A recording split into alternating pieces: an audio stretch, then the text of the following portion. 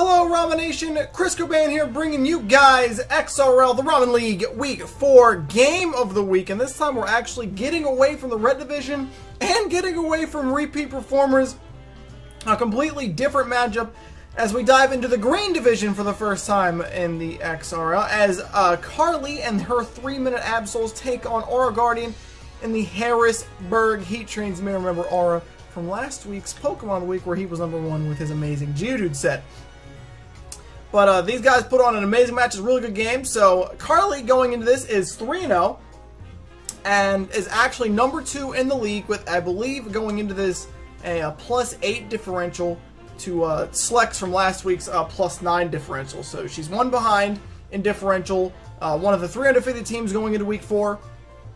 And taking on Aura, who's 1-2 right now, but has played very, very good games all season. And looks strong. Of course, you can't discredit this man. He was the one who ran banded counter/explosion Geodude and got a kill with it. So this man's a legend. So let's take a look at the team. Carly has got one of the strongest teams in the entire league. We haven't really had a chance to talk about that on YouTube, but she's rocking Raikou, Garchomp, Empoleon, Mega Aldino, Mienshao, and Staraptor. So a lot of power there. Right off the bat, you can just see the immense strength. Things like Raikou and Garchomp, obviously Staraptor, the recklessness potential of high jump kicking Staraptor, or of Mienshao, and of course she's got that Bulk core going on with the Fairy and Steel, and of course Garchomp rounding out as the Dragon of Mega Aldino and Empoleon. So really good core, really good team, lots of diversity, very, very powerful. On the opposing side, Aura's running Granbull, Scrafty, so right off the bat you see a potential double Intimidate core coming through, which could really help stop things like Mienshao, Garchomp, Staraptor, what have you, For Alligator, Sheer Force Monster, Vikavolt, my boy, one of the best Gen 7 Pokemon in the game, Lucario, and Carnivine, which is certainly something you don't see very often, but again, this is the guy who's running Z Captain Geodude, so anything's possible with him. So really, really good game. We're starting out Raikou versus Granbull. Obviously, that can go either or, but you do see that Aura has no direct immunity to electric, meaning that Volt switching turn 1 is very, very, very possible. So we'll be watching this obviously from Carly's side as she tries to maintain her undefeated streak in the game of the week for week 4. So we're going right off the leads here. Raikou shows up automatically, and then Granbull will come out for the other side, obviously revealing Intimidate right off the bat. Does he? I don't know if he gets another ability or not off the top of my head. I think he does, but I think it's Cute Charm actually. So Intimidate does come through. Obviously won't matter much for Raikou. Turn 1 decision for both. They both do decide to stay in. Raikou obviously Volt switching out. Aura's decision whether or not he wants to stay in or try to make a counter switch there. But Volt switch is very, very easy. And out comes Aldino to the sake of Earthquake, which is a good play. But remember, Granbull does get close combat, so I hear a lot of talk about Mega Aldino being maybe the worst Mega in the game, and I honestly think it's garbage. And anyone who's ever faced Mega Aldino legitimately knows how good this monster of a Pokemon really is, and you'd be ridiculous to think it's bad. And here's why. So Aldino, obviously, Mega's right off the bat, goes for Calm Mind, is Fairy type now, and remember, after Earthquake is standing at about 75, a little over 75% health, when Granbull's going to reveal Corkscrew Crash, aka Z Iron Tail. Super effective, 200 or something like, maybe a little over 200 base power coming through on this super effective hit for a monster, from a Pokemon as strong as Granbull to a super effective hit from something with 75% health. It freaking lives. That's retarded. I don't know. Now, obviously, Aldino doesn't have enough power to one-tap a Granbull, even from the health it's at. So Surf doesn't do that much. This will be the one downfall, obviously, of any Aldino. That's why a lot of people think it's bad, because it doesn't have the offensive prowess. But when you're in the face of Granbull with Z Iron, so what are you going to do? The fact that it lives it is ridiculous. Granbull does end up winning the 1v1 after eating the Surf, but then Mienshao's going to come out and fire off a Poison Jab to revenge kill automatically. So right off the bat, Aura does pick up a kill, a very crucial kill on Mega Aldino like that, but does go down, removing one of his 2 potential Intimidators. Vikavolt will switch in now. Mienshao is going to go right off the bat, revealing No Choice Scarf, and go right for the Stone Edge. Vikavolt, though, is a god, very underrated defensively, and will live that fairly easily, and is rocking Air Slash, which is very cool. Me and Shell will reveal that Focus Sash. Potential Sash and Sash Regenerator kind of thing there, but goes for a second Stone Edge. Maybe a little bit of misplay because something like Poison Jab would have easily picked up the kill risk in the miss, but it does get the hit, so it doesn't mean much. Vikavolt will go down, but it's done his job because this will allow Scrafty to come out right off the bat. I believe he reveals Intimidate. I'm pretty sure, yeah. Reveals Intimidate. And at first, when I was watching this, I was like, what? Why? For the Intimidate? And then I realized, of course, Scrafty gets Fake Out. Sometimes I forget. You don't see that very often.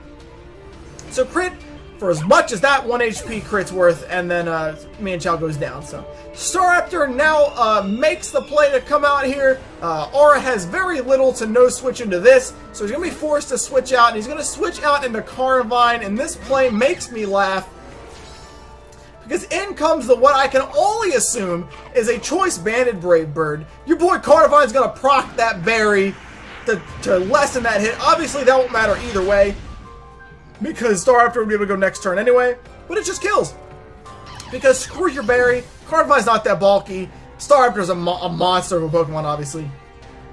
So Aura's back into a corner here. He's forced to go out into Scrafty to rock that Intimidate, and this is pretty much his last hope to stop Staraptor. If Scrafty dies to this, it's game over. Staraptor will just clean house, no problem. So he goes right up for the Fake Out because he might as well. It doesn't do much damage, but anything can help while facing a Staraptor.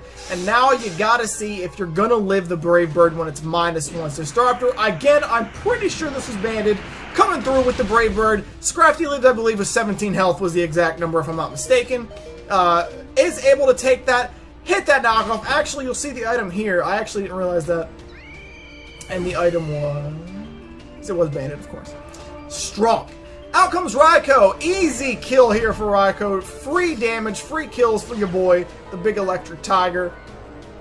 Aura's not going to want to switch out here to take the hit, so just takes the T-Bolt to the face, and Scrafty will go down. So this is a very, very, as you guys see, I love this match. There's so many cool moments in this. Such a fast one as well. So out comes your boy Lucario. Needs to make the save. And Lucario goes for Choice Scarfed, 252 HP, Final Gambit, and destroys Raikou one tap. Ugh! Heat. Love it. Expect that on Pokemon of the Week. Great set. Love it.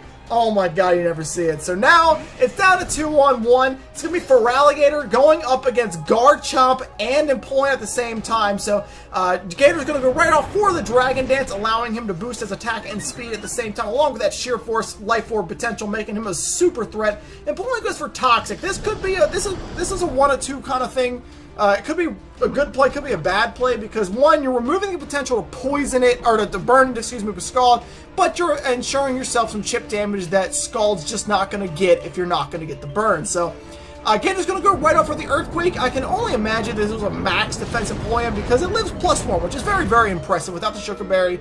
You just forget how bulky Empoleon can be from both sides. Goes for the Scald, which is probably her best attempt. It does do pretty good damage.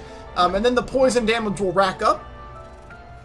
But obviously this turn not going to mean too much. Empoleon's going to go down to the Earthquake now. And it's going to leave the 1v1 Gator versus Garchomp. Remember, Gator's +1. So this could go either way. It could be Scarf Chomp, Sash Chomp. Who knows?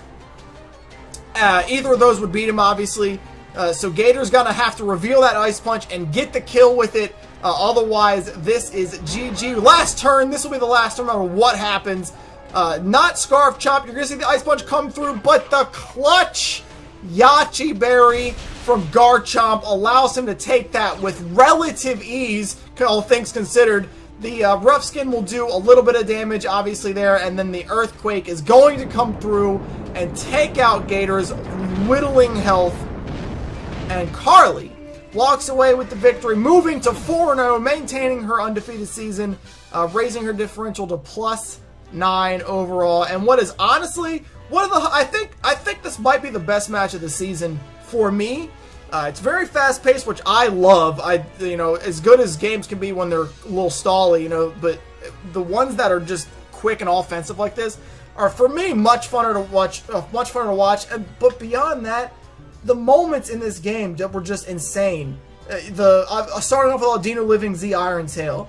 Scrafty barely living the Brave Bird and countering back, otherwise Staraptor kills. And then the greatest moment of the match, the final gambit. Scarf, 252 HP, 252 speed, scarfed.